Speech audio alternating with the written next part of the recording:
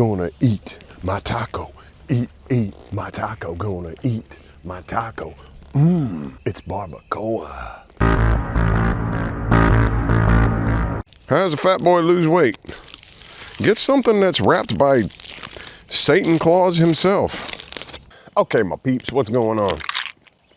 Why are we here? This bike by far, for y'all, for those of y'all who've been around for a while, you know that I have had a Multistrada. I had the Ducati Multistrada Enduro Pro. I've had the Honda Africa Twin Adventure Sports, and I have had the KTM 1290 Super Adventure R, and I've had the Tenere 700.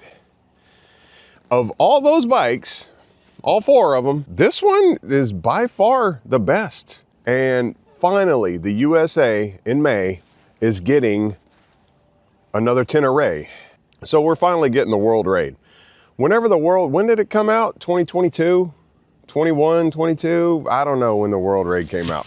But when it came out, I wanted that bike. As of this year, And as of this year, I was going to do all I could to try and import a Tenere World Raid.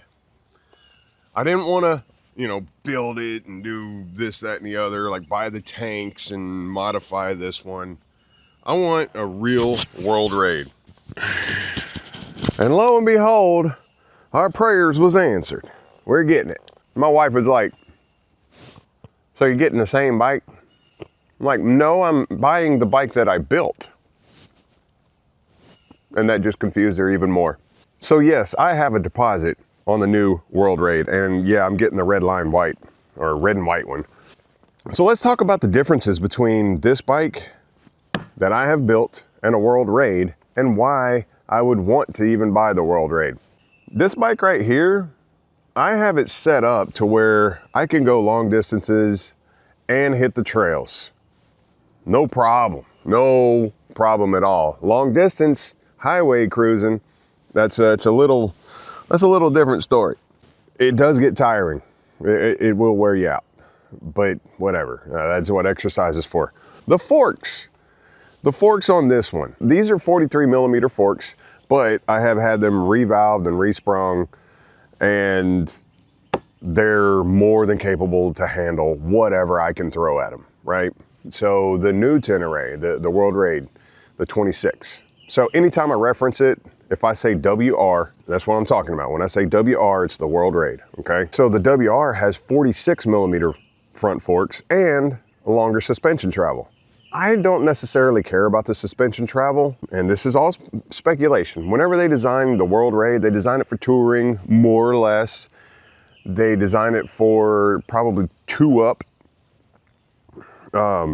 traveling, which is fine because the front forks and the rear shock do have extended like 10 millimeters more in the front. I think it's 10 millimeters more in the back too. I'm not positive. But yeah, either way, you got more stroke out of the newer suspension. They also have the preload in there. So depending on how it feels, I might just do a spring upgrade on that bike. I don't know. We'll see how it works out, and there'll be another video. So that's a major difference between the front forks between this one and the WR. Got more travel, got preload. These are 43, the WR is 46 millimeters. You get less, I guess they call it flexion. Yeah, you get less flexion, especially whenever you're riding off-road a lot. So it will add to the stability of the bike. The fuel tank, I have a 6 liter? I have a 6-gallon fuel tank. The WR has a 6-gallon fuel tank. The difference is, see this right here, it's as high, if not a little bit higher than the handlebars for 6 gallons. Where on the 26 WR, they did what KTM did. And they moved, the fuel tank is lower than the bars, and it comes down more. So your center of gravity is going to be better. That's gonna be an improvement for sure. I say I'm not gonna ride that bike on the trails because That's what this one is going to be. This one I'm going to turn into a BDR Slayer and a Trails Killer. I'm going to put the factory fuel tank back on here. Maybe, I don't know, because it's, anyways. I also have a 16-tooth front sprocket. The first thing I'm gonna do is send the ECU in to get tuned on the 2026. That's the first thing I'm gonna do. Yes, I have a 16-tooth up front, which helps with the fuel consumption. Rear sprocket's the same. How else have I built this like the World Raid? I have bigger foot pegs. And Rocky has the 2025 Tenere 700, and his foot pegs are just the same size as mine. The only thing that I would do with the foot pegs, because they seem fine, I would just take and file down those rounded points. They're foot friendly. I would file those down to more of a point, more of a grabby point. That's the only thing that I would do with the new foot pegs. But other than that, oh, the engine case, this side engine case, people always complain about it. I have never noticed it, ever. I have never noticed this dadgum thing. For those of y'all who have a Tenere 700, how? I mean, I'll wear a size 12 boot and I'm constantly wearing my boots, right? How does this bother you? How does this right here poking out? I mean, look, it's barely, I don't even know if you can see it, barely scuffed, okay? Whereas what I notice is this back here. See, that's what's scuffed up on mine because I keep my feet,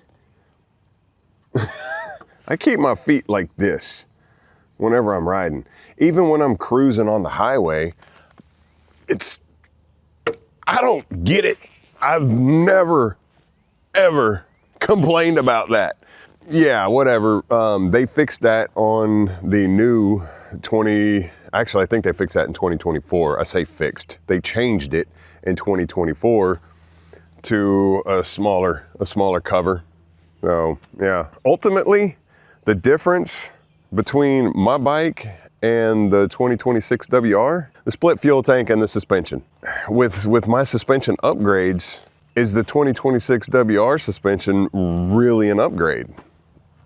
I don't know.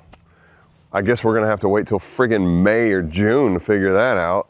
The number one difference between this bike and the 26 WR is it has cruise control. Oh my God. Unless you live in a huge state. I mean, Texas, all right? I can ride for 14 freaking hours from where I'm at to go see my sister in Amarillo. Yeah, still in Texas. Rather than having this dadgum throttle lock, which can get you in trouble on the trails, anyways, it can. Yeah, rather than a throttle lock, it's got actual ride-by-wire throttle cruise control. So, oh my gosh, you're gonna see a lot more of more or less touring. See, I wanted to do that with the KTM, but at the same time, it was a freaking KTM. You know, I mean, I did have problems with it. The leaky coolant issues. It's like every 5,000 miles, something else started leaking. And yes, I had to fix it and was no big deal because I was always local. So I'm not bashing on the 1290. They don't have a whole lot of problems, but they do still have problems like the electronics. And yeah, this bike's not going anywhere. So yeah, that's it. That's the differences between this 2023 and the incoming 2026 WR World Raid. All right, well, if I left anything out, good. Ask me a question. If you want to know anything about this bike, I've had it for 13,834 miles. So if you have any questions about it, ask me. If you want to know something, what I've done, ask me. There's a lot of things that I do that are for me. There's a lot of things I don't do because it doesn't make any sense. But what I do is experiment with tires. By far my best tire setup. Tusk dual sport up front, Tusk 2-track in the back. we'll get to that. That's a whole nother conversation. I guess that's gonna wrap this video up. Tune into the next one because I'm talking about this flash tune. Actually, I'm gonna do it right now, but tune in next week and we'll talk about the ECU tune from Two Wheel Dyno Works. It is freaking awesome. Oh my God. Yeah. All right. We'll see y'all later. Thanks for tuning in. Bye.